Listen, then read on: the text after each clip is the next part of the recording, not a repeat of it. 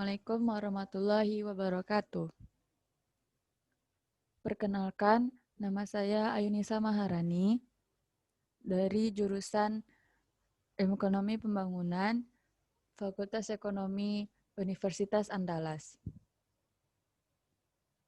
Di sini saya akan menjelaskan secara singkat apa yang saya pahami tentang neraca pembayaran. Pasar valuta asing atau pasar uang asing adalah sebuah pasar global di mana deposito mata uang asing diperdagangkan. Jika di dalam pasar valuta asing terdapat pasar gelap atau pasar paralel terjadi karena akibat regulasi pemerintah terhadap pasar valuta asing.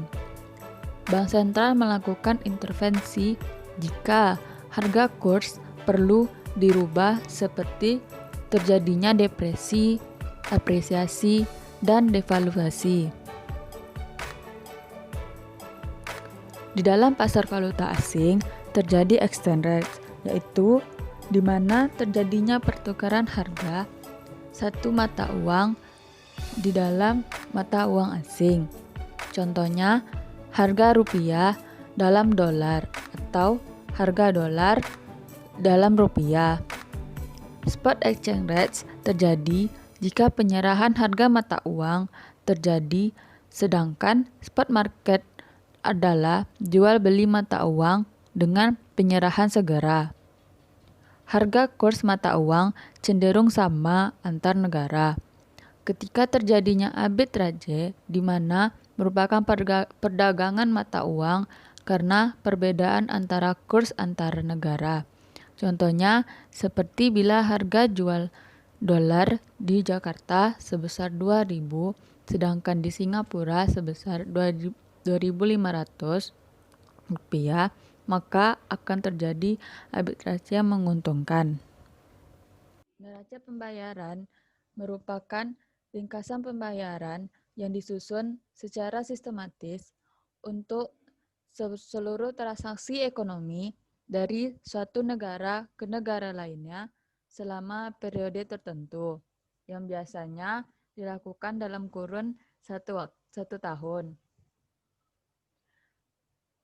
Neraca pembayaran memiliki dirumuskan sebagai berikut.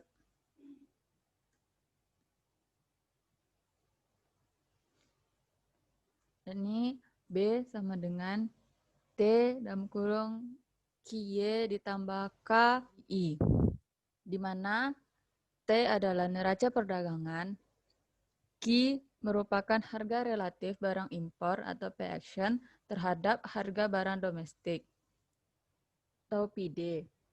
Y merupakan pendapatan dalam negeri, K merupakan transaksi modal atau current account, dan I adalah tingkat bunga domestik.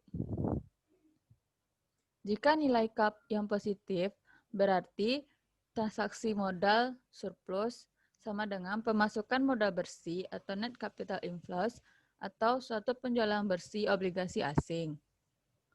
Sedangkan jika nilai K yang negatif, berarti suatu defisit transaksi modal atau aliran modal keluar bersih atau suatu pembelian bersih obligasi asing.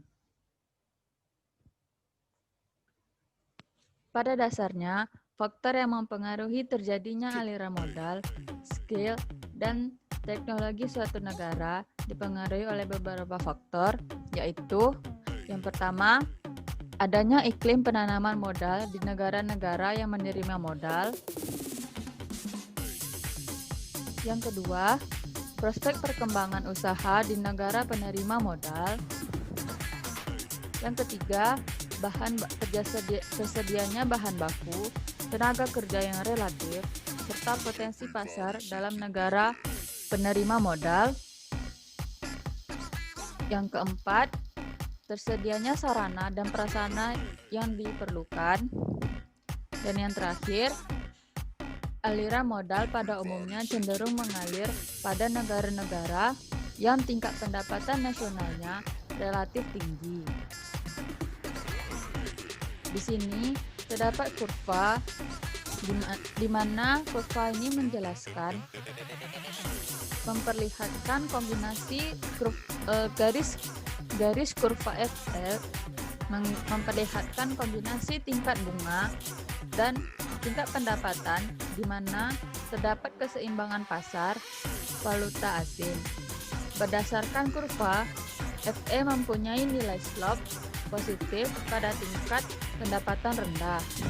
Dengan net inflow rendah dan sedikit short-term capital, maka akan diperoleh keseimbangan pada tingkat bunga yang rendah.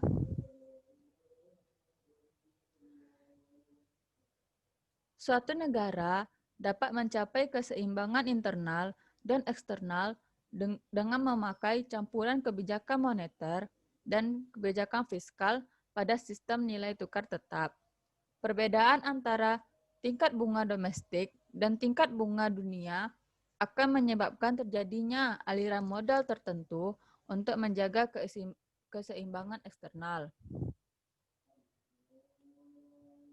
Kenaikan kredit domestik dengan harga dan pendapatan tetap atau monetary fixed demand akan menyebabkan penurunan cadangan internasional.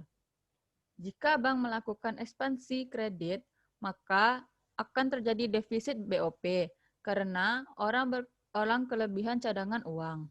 Sebaliknya, bila terjadi penurunan domestic kredit, akan mengakibatkan excess demand for money karena demand for money tidak berubah.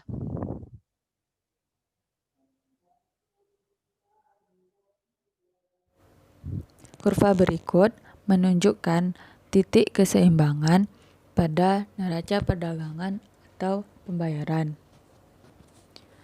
Pada titik A, dapat kita lihat perekonomian mengalami keseimbangan dengan tingkat bunga R0 dan Y0. Penambahan jumlah uang beredar menggeser kurva LM ke LM action. Keseimbangan dalam negeri yang baru terjadi pada titik B dengan tingkat bunga yang lebih rendah R1 dan tingkat pendapatan yang lebih tinggi Y1. Tingkat terlalu rendah untuk menjaga keseimbangan neraca perdagangan, sementara pendapatan yang meningkat akan menaikkan net import. Pada titik B, terdapat defisit neraca pembayaran. Bila secara otomatis terjadi penyesuaian nilai tukar rupiah, maka defisit akan mendorong depresiasi. Hal ini tentu akan menurunkan input dan menaikkan ekspor. Dengan demikian, pengeluaran domestik akan meningkat. Lalu, tingkat harga juga akan meningkat.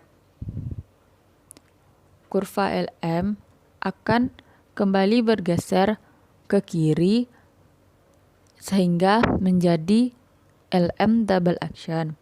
Keseimbangan baru terjadi di titik C. Sekian dari penjelasan singkat saya mengenai neraca pembayaran. Wassalamualaikum warahmatullahi wabarakatuh.